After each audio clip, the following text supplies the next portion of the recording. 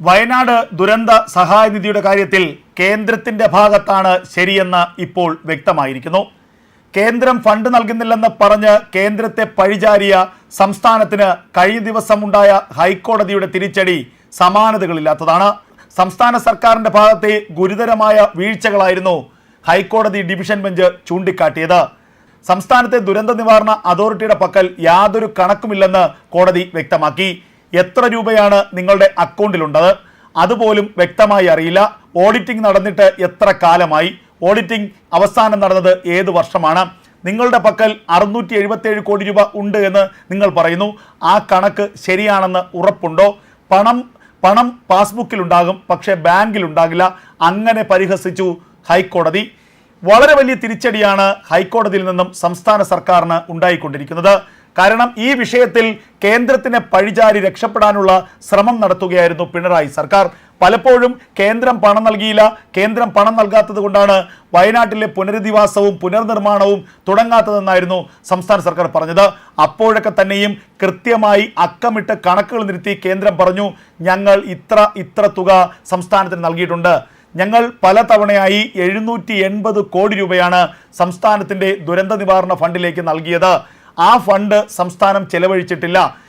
ഇതുമാത്രവുമല്ല, വയനാട് മുണ്ടക്കൈ ചൂരൽമല ഉരുൾപൊട്ടൽ ദുരന്തവുമായി ബന്ധപ്പെട്ട് പ്രധാനമന്ത്രി ആവശ്യപ്പെട്ടിട്ട് പോലും 3.5 മാസം വൈകിയാണ് സംസ്ഥാന സർക്കാർ ഇത് സംബന്ധിച്ച റിപ്പോർട്ട് സമർപ്പിച്ചത്. ഈ റിപ്പോർട്ടിൽ പോലും വ്യക്തത പൂർണ്ണമായുമില്ല. ഏതൊക്കെ ആവശ്യത്തിനാണ് ഇത്രയും തുക ചെലവഴിക്കുന്നത് സംബന്ധിച്ച് ഒരു വ്യക്തത ഇതുവരെയില്ല. വെറുതെ 2219 കോടി രൂപ ചോദിക്കുകയാണ് സംസ്ഥാനം ചെയ്യുന്നത്. സംസ്ഥാനം ചോദിക്കുന്ന പണം അപ്പോൾ കൊടുത്തില്ലെങ്കിൽ കേന്ദ്രം സഹായം നൽകുന്നില്ല, കേന്ദ്രം കേരളത്തെ അവഗണിക്കുന്നു എന്ന് നാഴികയ്ക്ക് 40 വട്ടം വിലപിക്കും ഈ സംസ്ഥാന സർക്കാരിൻ്റെ പ്രതിനിധികൾ. ഇങ്ങനെയാണോ കേന്ദ്രത്തിനോട് ഫണ്ട് ആവശ്യപ്പെടുന്നതെന്ന ചോദ്യമാണ് ഹൈക്കോടതി സംസ്ഥാന സർക്കാരിനോട് ഉന്നയിച്ചത്. നിങ്ങൾ കൃത്യമായ കണക്കുകൾ ഹാജരാക്കിയാൽ മാത്രമല്ലേ കേന്ദ്രത്തിന് പണം നൽകാൻ കഴിയുകയുള്ളൂ.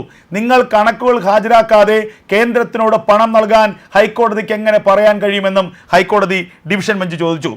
വയനാട് ദുരന്തവുമായി ബന്ധപ്പെട്ട് സ്വമേധയാ എടുത്ത കേസിലാണ് ഹൈക്കോടതിയുടെ അതിരൂക്ഷ വിമർശനം സംസ്ഥാന സർക്കാരിനെതിരെ ഉണ്ടായത്.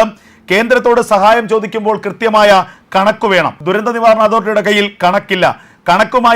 കണക്ക് കൃത്യമായി ഓഡിറ്റ് ചെയ്യാറുണ്ടോ എന്നും ഹൈക്കോടതി സംസ്ഥാന സർക്കാരിൻ്റെ അഭിഭാഷകനോട് ചോദിച്ചു. 677 കോടി രൂപ ഉണ്ടെന്ന് പറയുന്ന സംസ്ഥാന സർക്കാരിന് ആ തുക പോലും ഫണ്ടിലുണ്ടോ എന്ന കാര്യത്തിൽ ഉറപ്പില്ല. ഇത്രയും സുപ്രധാനമായ കേസിൽ പോലും സംസ്ഥാനം ഓഡിറ്റ് റിപ്പോർട്ടുകൾ ഹാജരാക്കാത്തതിനെ കണക്കിന് വിമർശിച്ചു ഹൈക്കോടതി. കോടതി ചോദിക്കാതെ തന്നെ ഓഡിറ്റ് റിപ്പോർട്ടുകൾ സമർപ്പിക്കേണ്ട ഉത്തരവാദിത്തം സംസ്ഥാന സർക്കാരിനുണ്ടെന്നും കോടതി ഓർമ്മിപ്പിച്ചു. കണക്കുകൾ ഹാജരാക്കാൻ ഇനി സമയം നീട്ടി നൽകില്ലെന്ന് പറഞ്ഞ കോടതി വ്യാഴാഴ്ച വരെ പിന്നീട് സമയം അനുവദിക്കുകയായിരുന്നു. കഴിഞ്ഞ 2 ദിവസം മുമ്പാണ് വയനാട്ടിൽ നിന്ന് ജയിച്ച MP പ്രിയങ്ക ഗാന്ധിക്കൊപ്പം സംസ്ഥാനത്തു നിന്നുള്ള ഇടതുപക്ഷത്തിൻ്റെയും വലതുപക്ഷത്തിൻ്റെയും MP-മാർ ആഭ്യന്തരമന്ത്രി അമിത്ഷായെ കണ്ടത്. ഉടനടി പണം അനുവദിക്കണമെന്ന് ആവശ്യപ്പെട്ടുള്ള കത്തും പ്രിയങ്ക ഗാന്ധി അമിത്ഷായ്ക്ക് കൈമാറി. പിന്നാലെ അമിത്ഷാ ഇത് സംബന്ധിച്ച വ്യക്തത പ്രിയങ്ക ഗാന്ധിക്ക് വരുത്തി നൽകുകയും ചെയ്തു. 3.5 മാസം വൈകിയാണ് സംസ്ഥാന സർക്കാർ ഇത് സംബന്ധിച്ച റിപ്പോർട്ട് കേന്ദ്രത്തിന് സമർപ്പിച്ചത്. ആ റിപ്പോർട്ട് പരിശോധിച്ച് വരുന്നുണ്ട്.